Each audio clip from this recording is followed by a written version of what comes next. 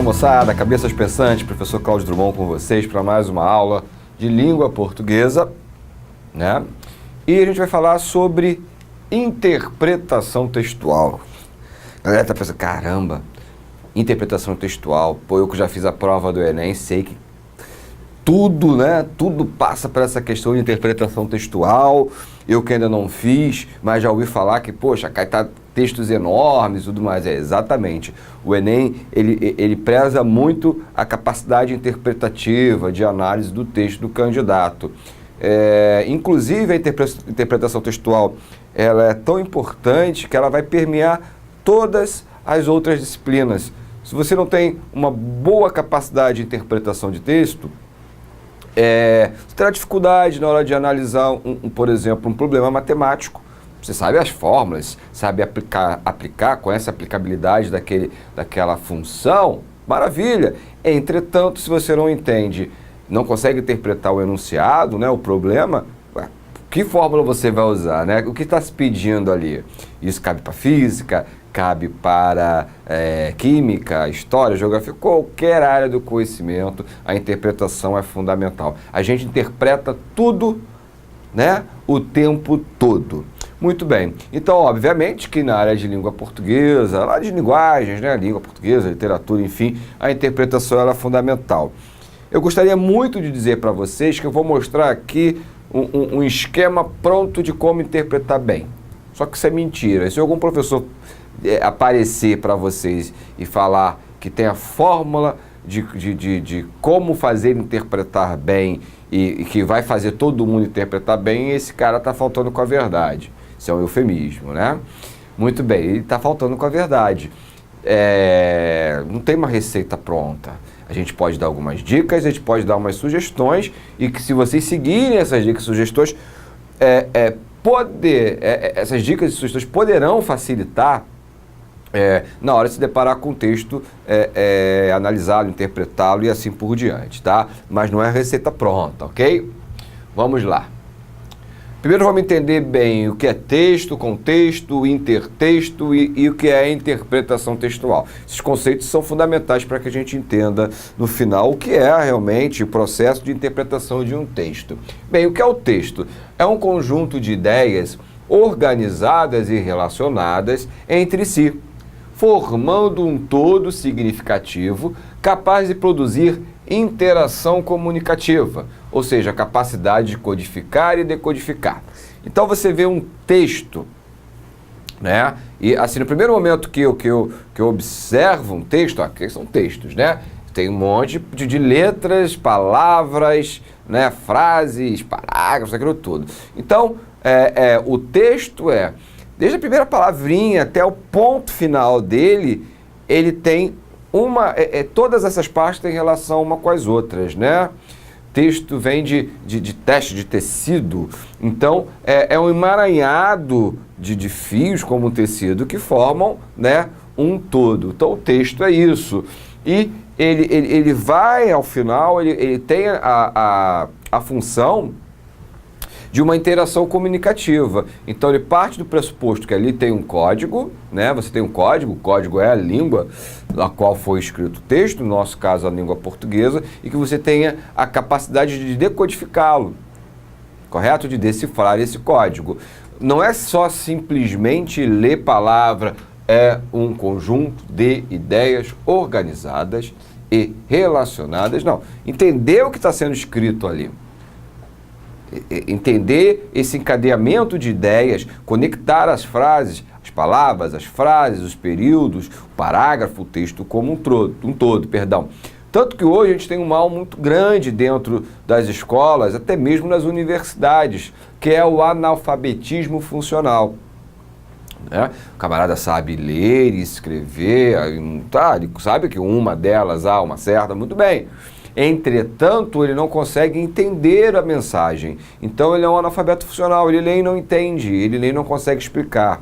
Certo? Muito bem. O que é o contexto? Um texto é constituído por diversas frases. Em cada uma delas, há uma certa informação que a faz ligar-se com a anterior ou com a posterior, criando condições para a estruturação do conteúdo a ser transmitido. Então você tem aquele monte de frase, você tem uma frase que vai se ligar com a outra, que vai se ligar com a outra, eles formam um todo. A essa interligação dá-se o nome de contexto. Nota-se que o relacionamento entre as frases é tão grande que, se uma frase for retirada de seu contexto original e analisada separadamente, poderá ter um significado diferente daquela inicial. Já ouviram falar dessa expressão? Isso está fora de contexto. Realmente, você tem, às vezes, isso acontece muito no domínio público, né, em reportagens, em entrevistas, que o camarada pega uma frase da entrevista do cidadão, coloca e causa um impacto danado. E depois, a repercussão que causa, às vezes, uma repercussão negativa, o autor da frase vai e se defende dizendo, poxa, esse cara usou de má fé, ele pegou uma frase solta daquele texto, jogou e não contextualizou-a, né? Não contextualizou a frase. E realmente isso é um perigo. Uma frase isolada, fora de um contexto, fora, né, do todo, pode trazer problemas muito sérios. Se de repente o cara pega uma frase e diz que... Pega uma frase de um texto do cara, mulher tem que apanhar. Nossa, né? Eu falo, ó, pega a frase do professor Cláudio Drummond, cita, mulher tem que apanhar. Nossa, é um machista, vamos enquadrá-lo, vamos processá-lo, Lei Maria da Penha? Ué, mas qual é o texto? Como é que funciona esse texto? O que ele está dizendo? Muitas das vezes, o texto é completamente contrário disso. O texto que eu escrevi, por exemplo, é um texto em defesa da mulher contra a violência doméstica e contra a violência da mulher. Mas em algum trecho eu citei, por exemplo, né, o pensamento do homem machista que toda mulher tem que apanhar. Pega toda mulher tem que apanhar e joga. Não é verdade? Vai deturpar aquilo que eu quis falar no início. Então isso chama-se frase fora de contexto. O contexto, então, é um todo. Intertexto, né? Comumente os textos apresentam referências diretas ou indiretas a outros autores através de citações. Esse tipo de recurso denomina-se intertexto. A gente vai se deparar com muitos textos que possuem intertextos, né? Há letras de músicas que vão fazer referência a autores, a escritores, a determinadas obras, né? Então isso é muito comum, a gente vê dentro de textos citações, e aí a gente tem, no caso, o intertexto. Então, se você vê uma questão, né, a intertextualidade do texto é promovida pela, citação do autor, do escritor fulano de tal. Isso aqui, você vai assinalar essa opção. Interpretação de texto. Então vamos lá, o que seria então a famigerada interpretação de texto? O primeiro objetivo de uma interpretação de um texto é a identificação de sua ideia principal. A partir daí, localizam-se as ideias secundárias ou fundamentações, as argumentações ou explicações que levem ao esclarecimento das questões apresentadas na prova. Então tem uma prova, a primeira coisa que eu faço ao ler o texto é identificar qual é o objetivo daquele texto, né? É instruir, serve como uma instrução, né? Como instruir, serve como uma persuasão, o objetivo dele é persuadir, o objetivo dele é simplesmente informar. Então, isso é interessante que a gente perceba. Por isso que a gente estuda os gêneros textuais, né? Isso aqui é uma notícia, então isso tem essa função. Isso aqui é um manual de instruções, então tem outra função. E assim por diante. E ali a gente vai perceber a ideia principal, as secundárias, as argumentações do autor. E baseado nisso eu faço a interpretação do texto. Sempre ficando atento para que quando interpretar o texto, eu preciso perceber a opinião do autor. Eu não posso confundi-la com a minha, tá? Eu vejo, entendo qual é a opinião daquele autor, e depois, se for necessário fazer a comparação, eu faço. Mas, a princípio, eu preciso, sobretudo, não uma leitura livre, né? Uma leitura livre, eu viro, esse cara é um boçal, eu falo, nossa, esse cara é espetacular.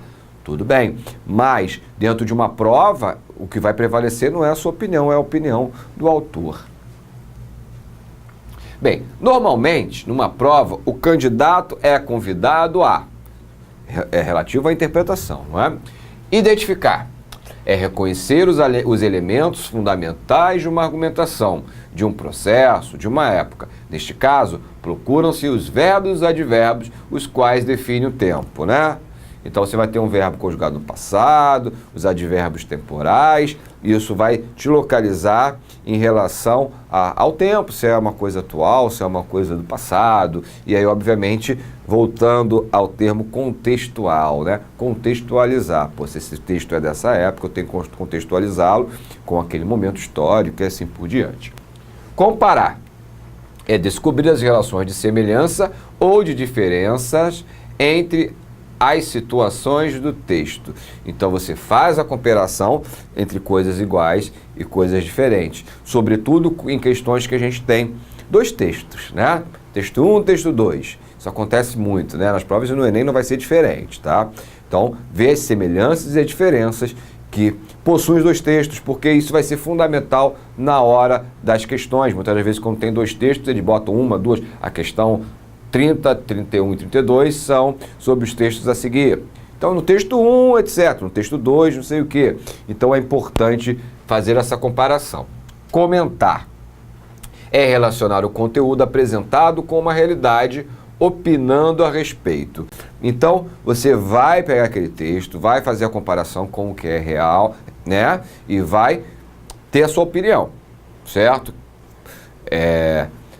A interpretação de texto parte disso, né? Você só precisa ficar atento na questão se essa sua opinião ela é preponderante para achar a solução ou tem que ser respeitada única e exclusivamente a opinião do autor. Muito atento a isso. Geralmente a opinião do autor é o que vai prevalecer nas questões.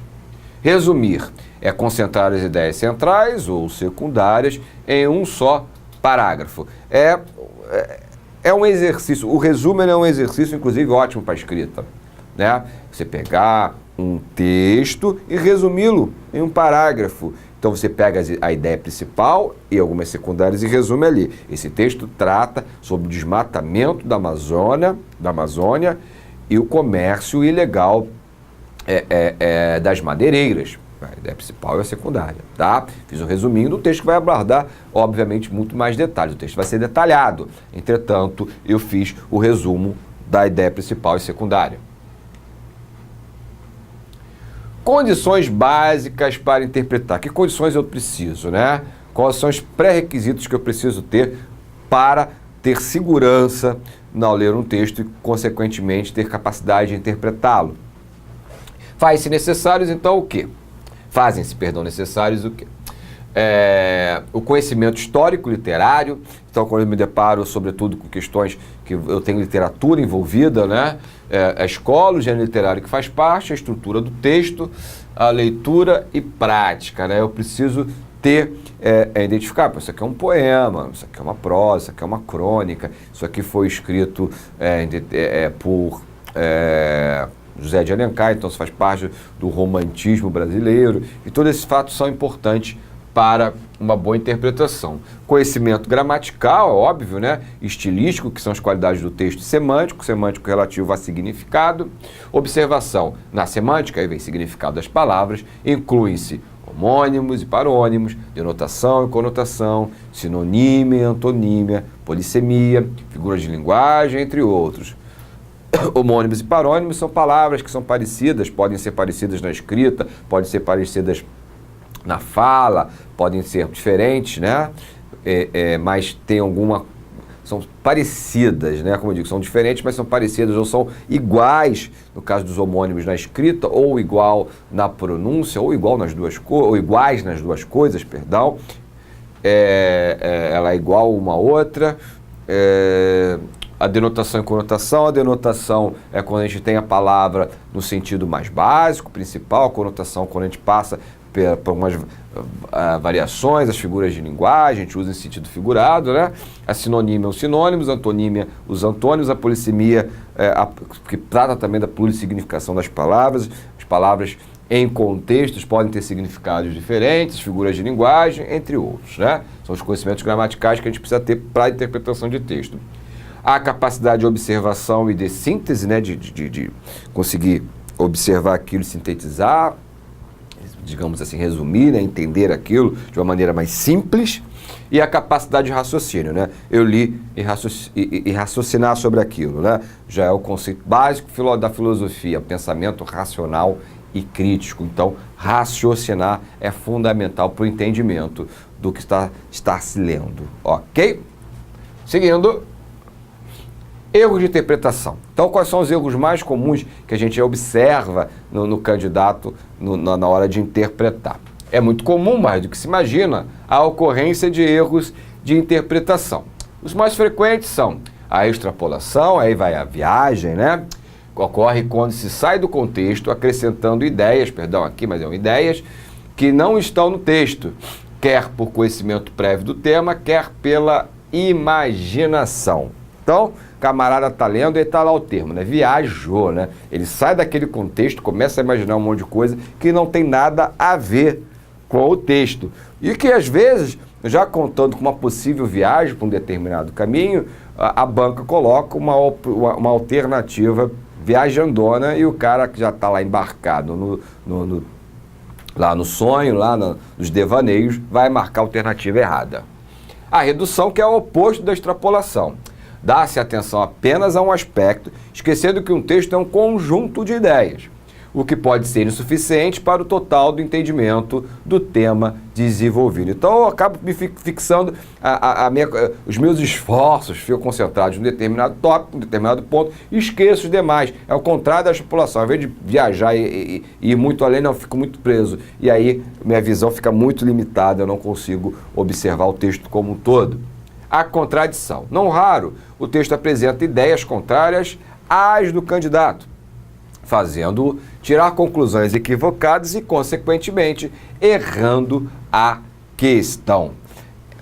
É aquilo que eu falei. Se a questão ela é específica daquele texto em que a ideia do autor que tem que prevalecer, a opinião, se você tem uma ideia contrária e você entrar, aspas, na pilha, né, da sua opinião, achando, pô, esse cara que escreveu aqui é um boçal, nossa, não concordo com nada disso, e aí tem uma opção lá, né, já presumindo esse tipo de reação do leitor, você vai se dar mal. O que vale sempre é a fala, a opinião do autor. Aí vai a observação pertinente a isso também. Muitos pensam que a ótica do escritor é a ótica do leitor. Pode ser que existam, mas numa prova de concurso qualquer, o que deve ser levado em consideração é o que o autor diz e nada mais. O que importa é o que o autor, tá? Então, na prova de concurso, a gente se concentra nisso, correto? Seguindo o fluxo. Bem, vamos de dicas agora. A primeira dica para quem quer melhorar a interpretação de texto é leia. Como, meu amigo, você quer interpretar bem se você não gosta e não quer ler? Sabe quando você vai conseguir interpretar bem? Nunca. É um exercício como qualquer outra prática que você faça. Se você quer interpretar, você precisa ler. E não é ler pouquinho ou qualquer coisa, é ler tudo e ler muito. Quanto mais você ler, mais você terá a capacidade de interpretação e análise do texto. Então, essa é a primeira e grande e principal dica: ler, certo? E não é para ler pouco, é para ler muito e de forma diversificada. Literatura, jornais, revistas, sites de bis. Afora a leitura, existem alguns macetes que ajudam na hora de interpretar um texto. Quais seriam esses macetes? Leia o texto no mínimo 2 vezes. Na primeira leitura, atente-se ao conteúdo. Na segunda, veja como o texto está articulado, desenvolvido. Então, você fez a primeira leitura, já percebeu ali qual o conteúdo, qual o tema. Faça uma segunda leitura para ver como ele está articulado, como ele está desenvolvido. 2. Observe as relações interparágrafos, né? Um parágrafo geralmente mantém com o outro uma relação de continuação, conclusão ou falsa oposição. Identifique muito bem essas relações. Esse parágrafo está se ligando a esse. De que forma? Esse encadeamento, porque no final é um todo, então você entendendo esse encadeamento de um parágrafo para o outro vai te facilitar no todo. Sublinhe em cada parágrafo o tópico frasal, ou seja, a ideia mais importante. Você vai perceber qual é o principal ali. Então, se você puder, isso vai te facilitar. Ao ler, você vê, pô, isso aqui é o principal. Então, eu sublinho ali o tópico frasal, que é a ideia núcleo daquele texto. Isso facilita na hora da interpretação. Leia com muito cuidado os enunciados das questões, sem pressa, para entender bem a pergunta. O que adianta eu ler o texto muito bem, interpretá-lo, entendê-lo de uma maneira perfeita, se eu leio de qualquer maneira ou se eu não entender a questão? Não adianta de absolutamente nada. Então, vou além. Vou além. Não só ler com atenção, quantas vezes forem necessárias para entender o texto, também ler o enunciado com atenção e todo cuidado e as alternativas também, com todo cuidado. Que adiantará também entender muito bem o texto, entender a pergunta e não ler com cuidado as alternativas. Pode haver muita pegadinha. Uma vírgula muda o significado, a gente já sabe disso, total de uma frase. Então, fiquem muito atentos. A leitura tem que ser muito minuciosa, ok? Parei de sublinhar. Leia com muito cuidado os enunciados das questões sem pressa para entender bem a pergunta. Muito bem, já falei. Grife palavras como correto ou incorreto, evitando assim uma confusão na hora da resposta. Muitas das questões vêm, né? Sei o que não sei se. Assinale a opção incorreta. Aí você marca correta. Ele está pedindo incorreta. Ou assinale correto, você marca incorreto. Então, dá uma grifada ali se ele está pedindo correto ou incorreta. É uma dica para você não errar na hora da escolha da resposta. Não dê muito valor ao que o autor quis dizer, mas sim ao que ele disse, expressou no texto.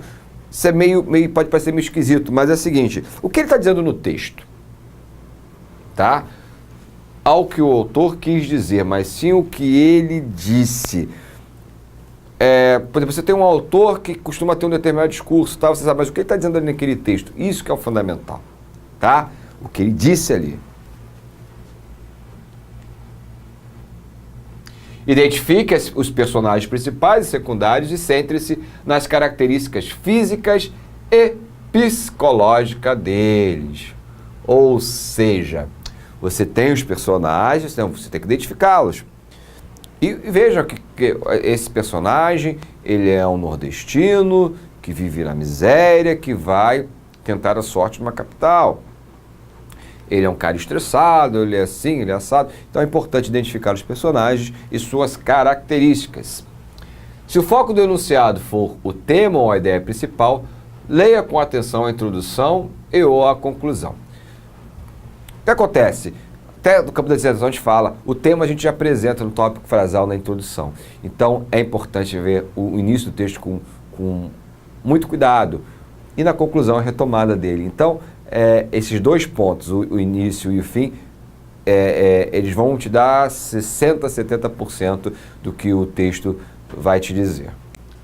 Se o enunciado focar o item argumentação, concentre-se no desenvolvimento.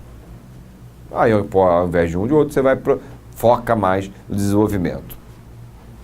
Olhe com especial atenção os pronomes relativos, pronomes pessoais, pronomes demonstrativos, etc., chamados vocábulos relatores, porque remetem a outros vocábulos do texto, né?